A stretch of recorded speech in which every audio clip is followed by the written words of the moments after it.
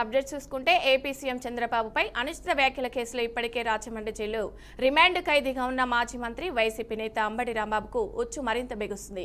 గతేడాది November 12న medical కాలేజీల PPP విధానాన్ని నిరసిస్తూ ధర్నా సందర్భంగా పోలీసులతో దురుసుగా ప్రవర్తించిన అభియోగాలతో పట్టాభిపురం పోలీస్ స్టేషన్లో ఆయనపై కేసు నమోదైంది.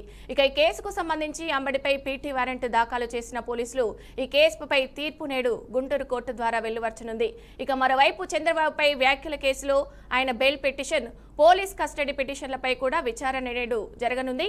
మొత్తం 4 పిటిషన్లపై విచారణ నేపథ్యంలో అంబటిని రాజమండ్రి సెంట్రల్ జైలు నుంచి గుంటూరుకు తరలిస్తున్నారు.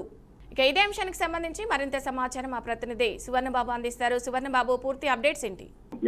గుంటూరు జిల్లాలో రాజకీయ వాతావరణం మరోసారి ఉత్కంఠంగా మారింది అనుకోవచ్చు. మరికొద్ది సేపట్లో మాజీ మంత్రి అంబటి రాంబాబు రాజమండ్రి జైలు నుంచి గుంటూరు కోర్టుకు ఇంటికి తరలిస్తున్నారు. అయితే గతంలో పట్టాపురం పోలీస్ స్టేషన్ పరిధిలో ఉన్న సిఐ వెంకటేశ్వర్లు విధులకు ఆటంకం కలిగించారు అనే విషయంపై పట్టాపురం పోలీస్ స్టేషన్ లో కేసు నమోదు అయితే జరిగింది. ఈ రోజు అంబటి రాంబాబును దీనికి సంబంధించి అయితే మాత్రం కోర్టుకి అయితే విచారణకు అంటే 11వ తారీఖు లోపల కోర్టుకి హాజరు కావాలని చెప్పేసి అనే ఆదేశాలు జారీ చేయడంతో ఈ రోజు అయితే స్పెషల్ జ్యుడిషియల్ మేజిస్ట్రేట్ కోర్టులో మరికొద్ది సేపట్లో అయితే విచారణకు కానున్నారన్నమాట. అయితే రాంబాబు తరఫున వైఎస్ఆర్సీపీ లీగల్ సెల్ సభ్యులు ఇప్పటికే కోర్టు వద్దకు అయితే చేరుకున్నారు.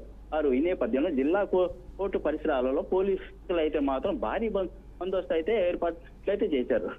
ఇప్పుడైతే రాజమండ్రి జైలు నుంచి అంబటి రాంబాబు గుంటూరుకి అయితే ప్రస్తుతానికి తలసింది. గత ఏడాది నవంబర్ 12న అయితే ఏదైతే వైసీపీ పీపీపీ 3 సంబంధించి అయితే మాత్రం భారీ స్టేట్ వైడ్ అయితే నిరసనలో ర్యాలీలు అయితే చేపట్టారు. దీనికి సంబంధించి అయితే మాత్రం ఆ రోజు అంబటి రాంబాబు విధులలో ఉన్న పోలీసులకు బారికేడ్లకు అడ్డంగా ఉండి ఏదైతే విధులకు ఆటంకం కలిగించారా అనే కేసు విషయం అయితే మాత్రం అంబటి రాంబాబు అయితే ఈ రోజు జరిగింది. ఈ కేసుతో పాటు అంబటి రాంబాబు కస్టడీలో ఉన్న బెయిల్ పిటిషన్ కూడా అంటే మొన్న గత నెల 30వ తారీఖున అంబటి రాంబాబు ఇంటిపై ఏదైతే దాడి జరిగిందో, ఏదైతే ముఖ్యమంత్రి నారా చంద్రబాబు నాయుడిపై అనుచిత వ్యాఖ్యలు చేయడంపై అనకూడని పదాలు కూడా వాడడంతో ఏదైతే గుంటూరు జిల్లా టీడీపీ నాయకులు అయితే కేసు సంబంధించి రాజమండ్రి జైల్లో ఉన్నారు. దీనికి సంబంధించి అయితే కూడా ఈ రోజు bail petition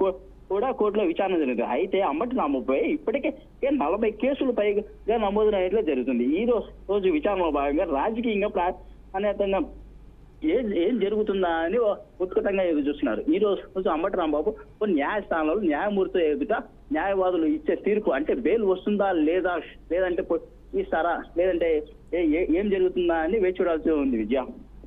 right, thank you Suvarnababu.